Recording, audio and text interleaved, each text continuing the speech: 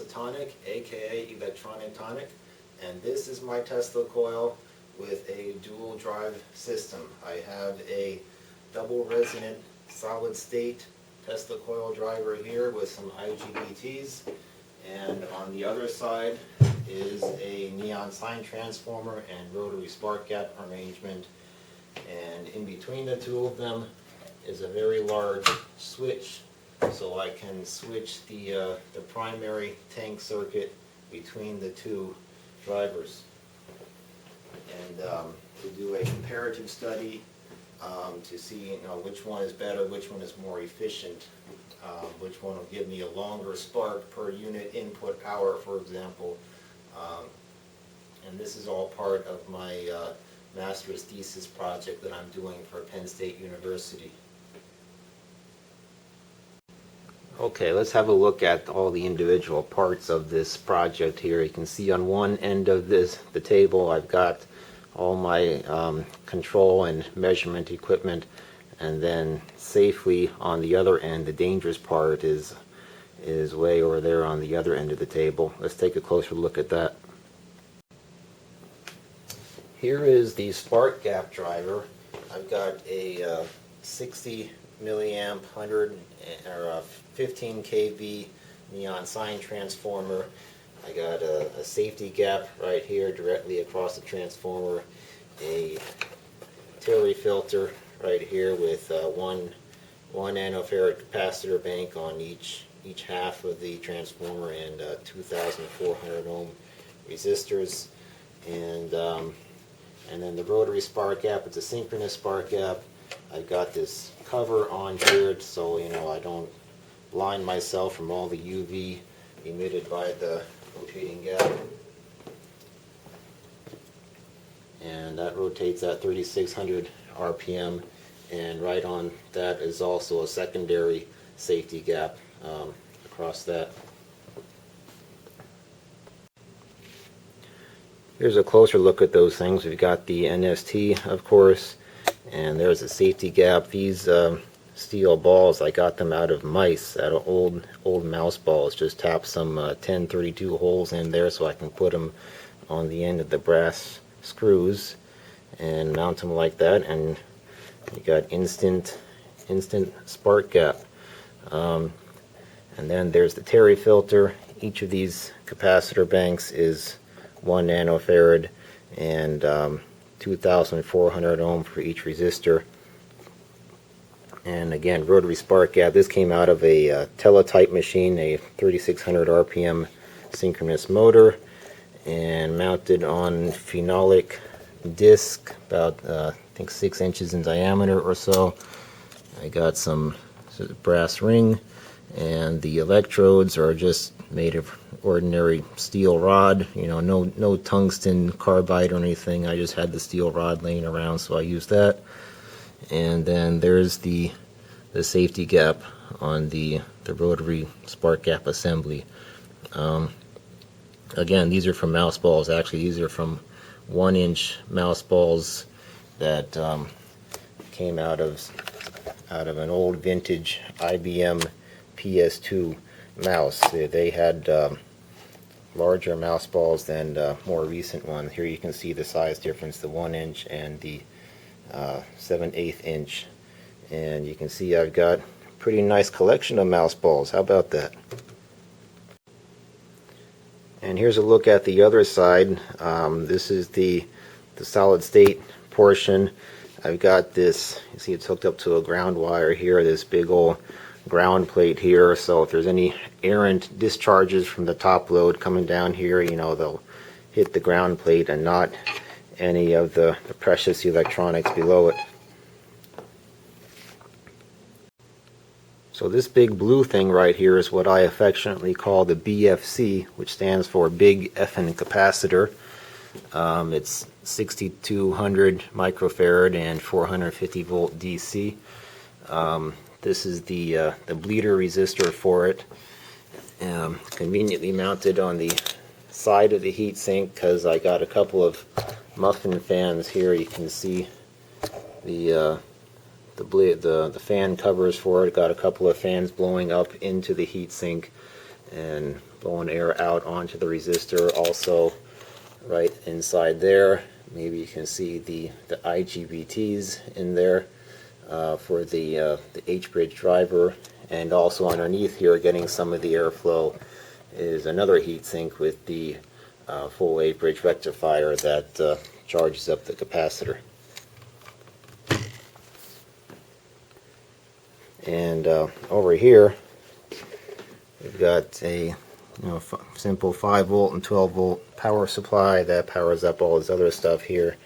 The current limiting board, the synchronous switching board, and the IGBT gate driver board with the gate drive ICs, and they go over here into the isolation transformers, and then alternately switch the transistors like this to get it get the AC to apply, convert the DC into the AC to drive the Tesla coil. And of course, right here is a couple of current transformers, one for sensing the current on the current limiting board, and also one for going to here for the timing, to actually drive it at the resonant frequency. This is all based on Daniel Macaulay's design. In his book, he essentially wrote the Bible on how to build a double resonant solid state Tesla coil. There's a lot of interesting stuff. I've had this book since 2006, and you can see I've carried it a lot of places. The corners are all worn off here. Located directly between the two driving circuits is the big knife switch, or I like to call it the Frankenstein switch.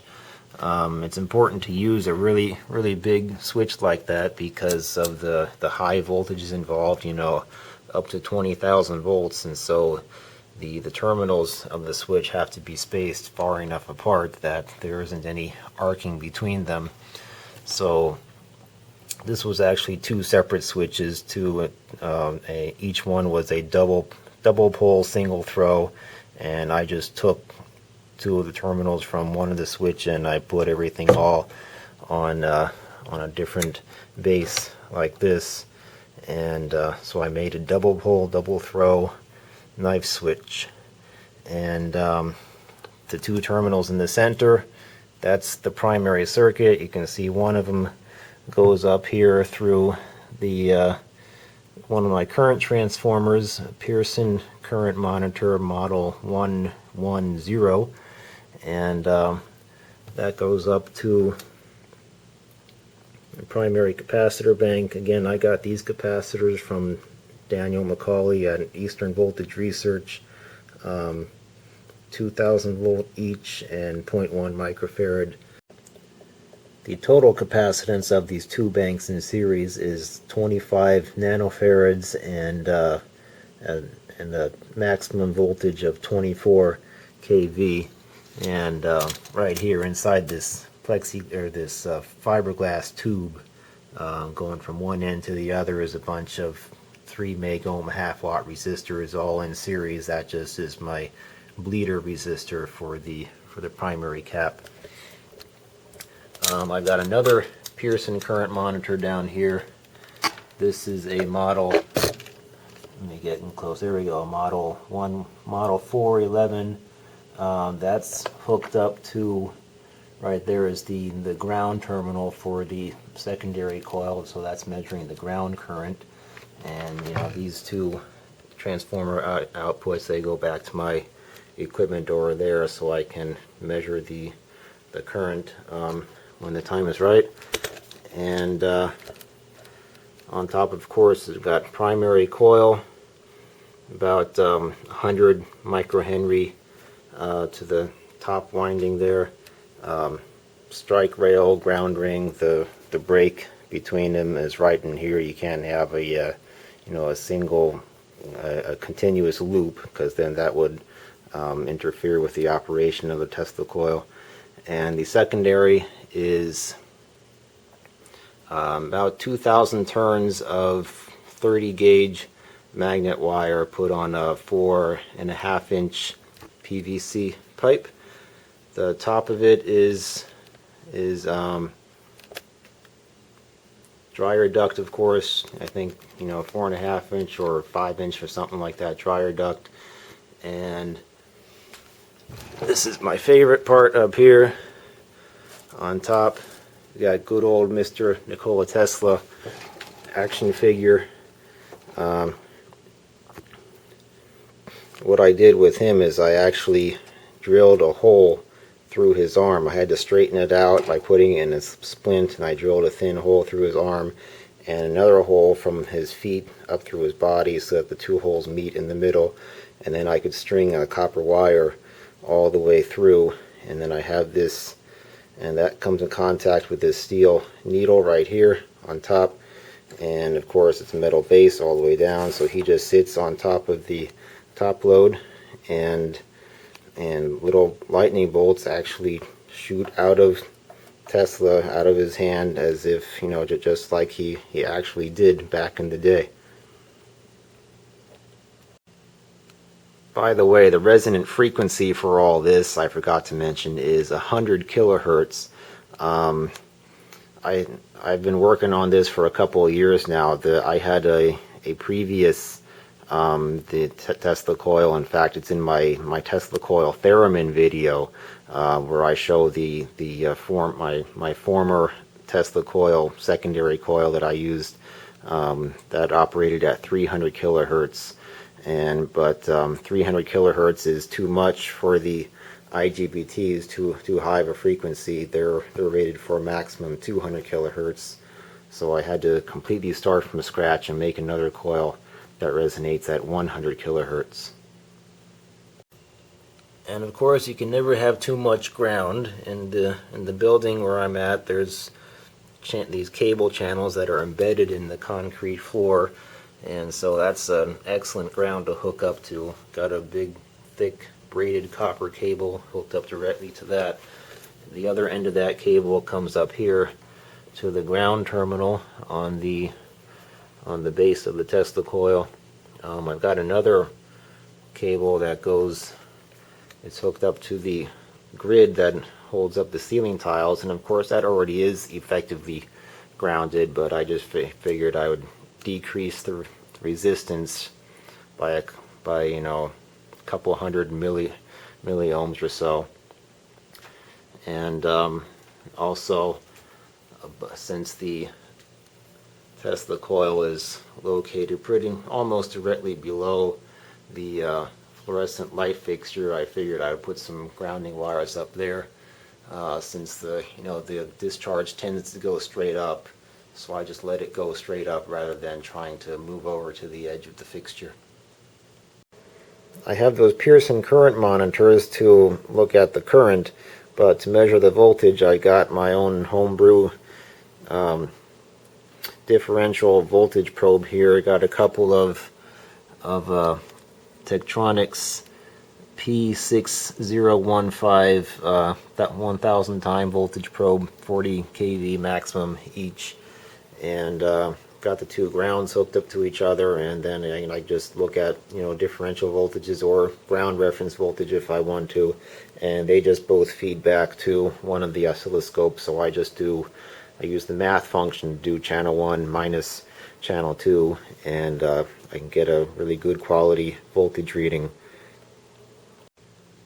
So now we can follow all these wires back to the other end of these two tables to the control and measurement area. Here's the big old signal transformer company model DU2, 2 kVA, wired for 120 volt input and 240 volt output, and that just goes to the the rectifier and the high voltage capacitor for the DC rail on the solid state circuit. And got a couple of switch boxes here for switching power between the two different driver circuits. Line filter, of course, 15 amp variac, and an old Weston meter to monitor the DC rail voltage on the solid state circuit, and a 50 microfarad starting cap for the synchronous rotary spark gap motor, and a Sensitive Research Instrument Corporation model VAW watt meter. I can measure up to 5,000 watts with this thing. It's important. I actually did have a digital watt meter on here before, but with all the noise, the EM noise generated by the Tesla coil when it's operating, I don't know if it's from the noise that radiates through the air or if it comes back through the power line, but somehow the digital watt meter just got totally messed up and it couldn't read anything. So had to go back to a good old reliable analog for this one, and got some nice oscilloscopes for measuring the voltages and the current waveforms, and a function generator that generates the pulse frequency for the solid state circuit.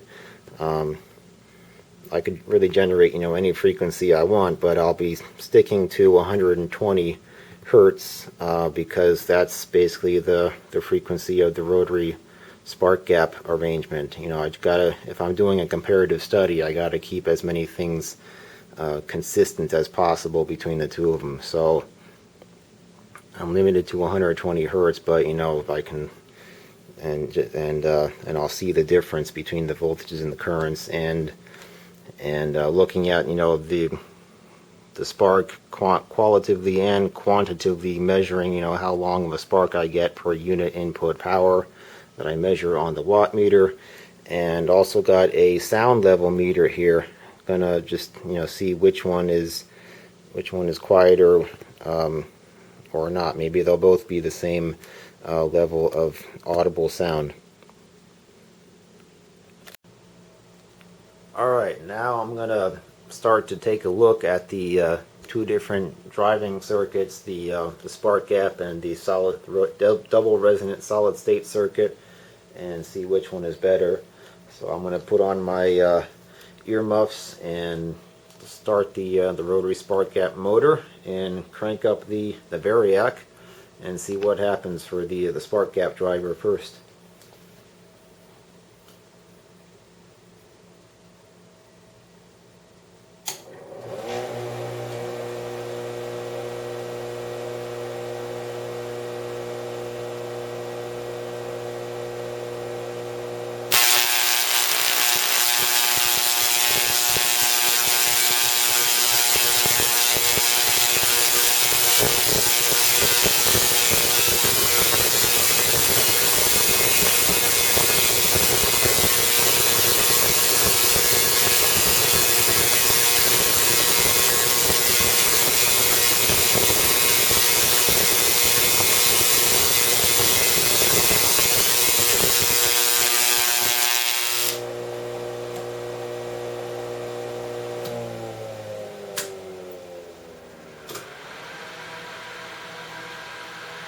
Now here's the double resonant solid state Tesla coil driver.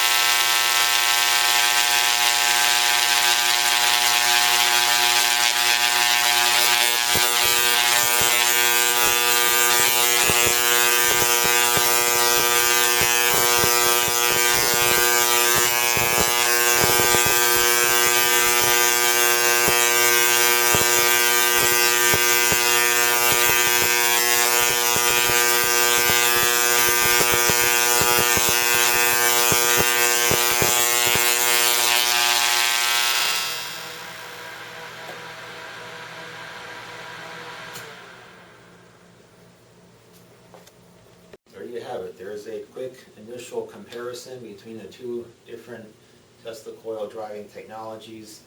The solid state method that's 10 years old versus the spark gap method that's 110 years old. And as far as the top load discharge is concerned, I really didn't notice much difference at all. I guess you could say that the solid state output was more twisty-turny, more, undulating than the spark gap output, but I noticed very little difference between the two of them. And that's good. I mean, the double resonant solid state circuit is said to have an output that is nearly equivalent or identical to the spark gap output, and I certainly did observe that. I measured sound levels with this meter here from where I was standing back there, and for each one it was about 100 decibels. I was surprised. I thought that the rotary spark gap, since the spark gap itself is so loud, that it would be louder, but it could be due to the fact that for the length of time that this thing is oscillating at 100 kilohertz, would have an effect. This is being operated at the modulation pulse on time of 300 microseconds, whereas with this thing it's resonating at only 100 microseconds from the first spark to decay, and that happens 120 times per second. But anyway, more research needs to be done to see if they really do have the same sound level.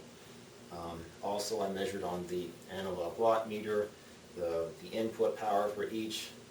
With the spark gap, it was 1,000 watts approximately, and with the solid state it was only 800 watts. So solid state is a little bit better, a little more efficient to get the same kind of top load discharge per unit power, a little more efficient. Another nice thing about this, of course, is that you can actually control the frequency too. You really can't do that there, but I'm limiting, since that is only 120 hertz modulation frequency. Basically, I'm sticking to 120 hertz on this thing also for the research. Thanks for watching.